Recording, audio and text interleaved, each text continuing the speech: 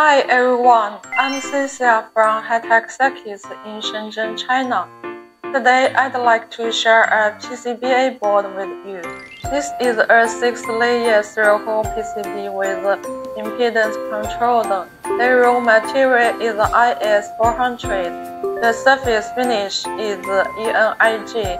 The copper thickness is 1 ounce for all layers.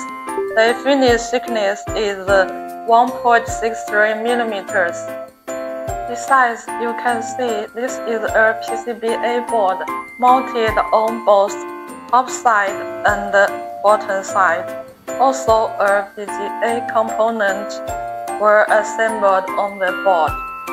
We Hitechpcba not only provide PCB manufacturing service, also provide service of component sourcing and component assembly for our customers. If you have interest, please feel free to contact us.